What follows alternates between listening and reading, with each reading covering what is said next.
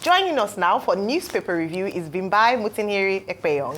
Good morning, Bumpy. Good morning. Good morning, Rufai. Good morning, Ayo. Good morning, Dr. Batsi. How's everybody doing? I was feeling my baby's independence attire. Honestly. Yeah, she's wearing her epic for Cultural Day today in anticipation of so she was wearing her oyonyo, she had her headgear and her staff. We tried. We tried. The dad did it all, actually, funny enough. So, yes, epic outfit. So, shout out to the dad because he did a great job on that. But let's focus on what's happening all around the world. Of course, we begin with our newspaper review here in Nigeria, this day newspaper of repute, as this day leads with anticipation of the Independence Day celebrations, of course, with the headline reading 64th anniversary, despite bumpy days, nation will prevail. That's a quote from Senate President Akpabio. Of course, you've already dissected this at length. So we'll move on. Above the masthead is a summary of the CBN governor, that's Yemi Cardoso's engagement with the IMF and the World Bank. He was at the Bretton Woods at 80 forum that took place over the weekend in New Hampshire,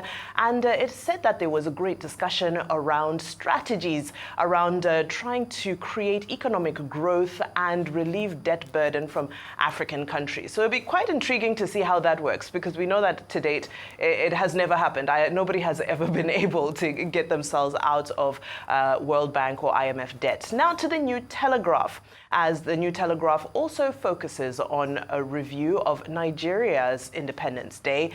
In addition, the front page features a story on the ongoing discussions concerning constitutional reviews. Of course, the senators are united on local government autonomy. However, there's disagreement around state policing. And also, of course, some Southeast and Southwest lawmakers are advocating for the creation of new states. So a lot of conversation around that, especially with the new states.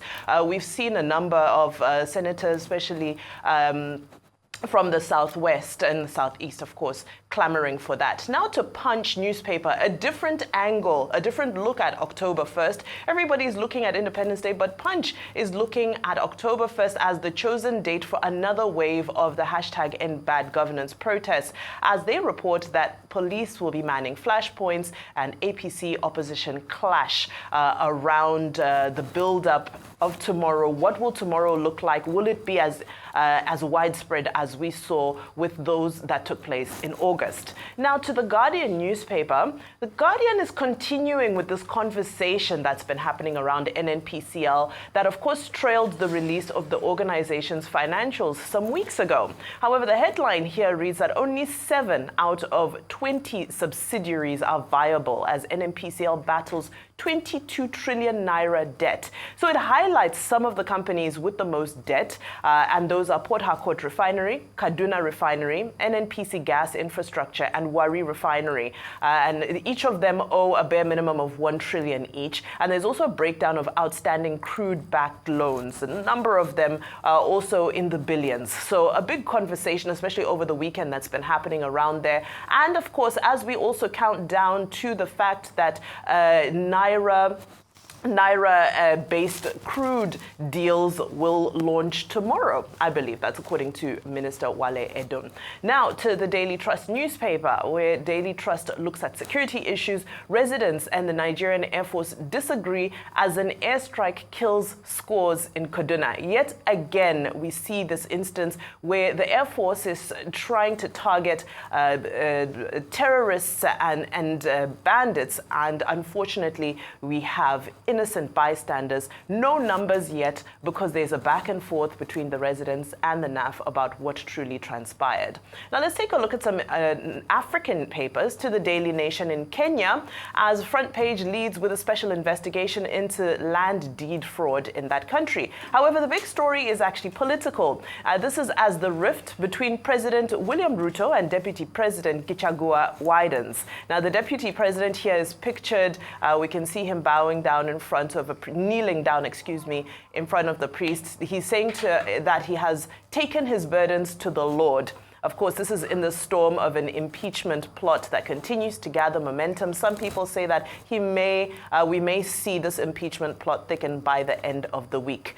Very quickly to South Africa, the Citizen newspaper, which is leading with the water cut story. So this is the full story from Gauteng province that, of course, Gauteng we know is the home of Johannesburg and Pretoria. And long and short of it, their water cuts. What's the reason? The reason is dilapidated infrastructure. So the water coming from the reservoirs is no longer making it to the taps because there's leaks along the way and all sorts. It all comes back to a conversation about state capture, mismanagement of funds, corruption that is happening, especially at the provincial level in South Africa. So the full story taken there on the Citizen newspaper. Internationally, of course, we know the biggest story internationally has Israel at the very center. So I thought to begin with the Jerusalem Post. Now, the Jerusalem Post has a number of stories, seems to downplay activities over the weekend. However, there's a story there that says Israel is yet to decide if the nation will be sending ground troops into Lebanon. And of course, this is following news that IDF tankers are beginning to gather in Upper Galilee. That's right up there close to the border with Lebanon. To the Daily Telegraph UK, which also looks at Israel's increased offensive as fears of a three-front war are heightened following the attack on the Yemeni power plant that took place yesterday. And lastly, but certainly not least, the big story in the Daily Telegraph UK is from the Tory conference as Kemi Badenoch, who's positioning herself for the position of party leader, made some very controversial statements that left the party divided after she suggested that maternity pay is excessive. Very, very big statement to make. Of course, this left people pretty divided and followed statements. She'd also done a write-up a little bit earlier about how she feels that migrants, that not all cultures are equally valid, in her words. And she stated, and I quote, "Our country is not a dormitory for people to come here and make money. It is our home." End quote. Rich coming from a migrant. So that's I mean, it's funny the kind of politics Kemi Badenoch is playing. Yesterday, she was on Sky News, and she also made a very, very off-putting comment, about migrants too, and many other things she had said in the past she was trying to defend. And the journalist asked her, I said, because you have been playing the migrant card now, because this is a migrant, that's what they do.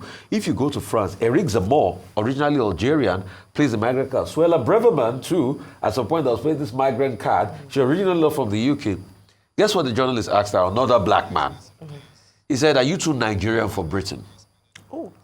And that was a hit on Kemi. So Kemi should stop this right-wing, overt right-wing politics, this Uncle Tom politics, as it were, because she wants to look good in the face of the base that will normally vote for a reform or the hard right people.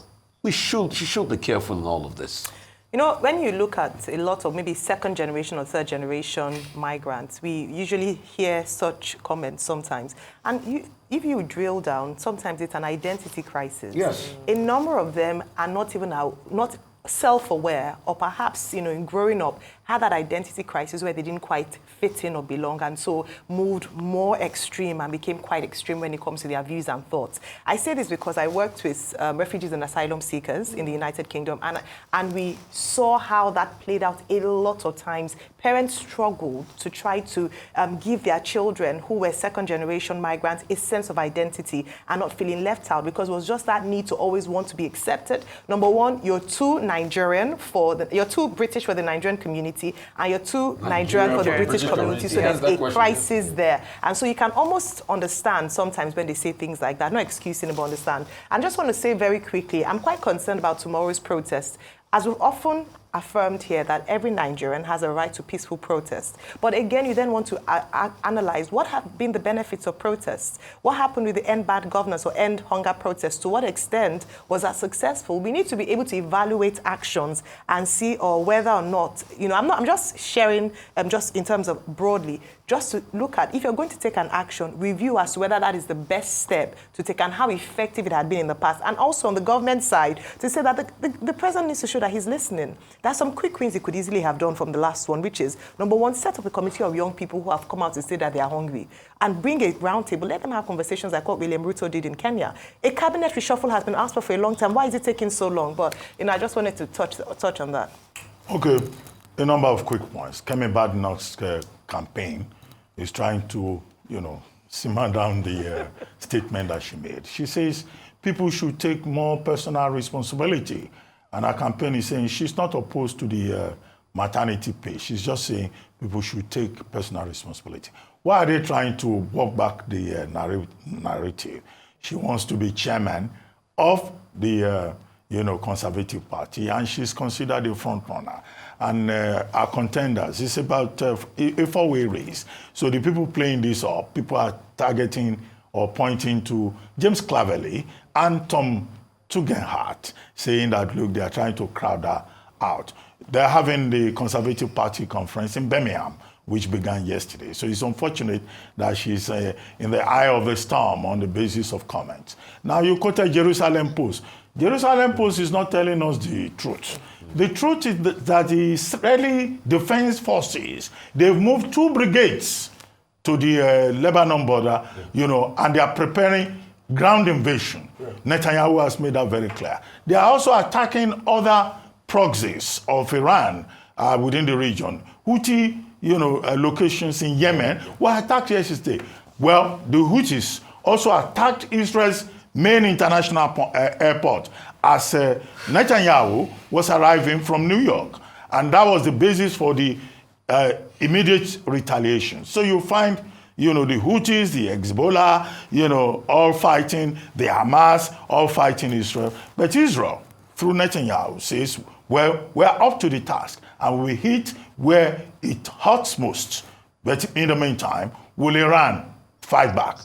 Iran leadership is divided between the moderates and the hardliners. So we face the prospect of an all-out war in the Middle East. But how that plays out, we'll see. Even the Americans have not been able to restrain Israel.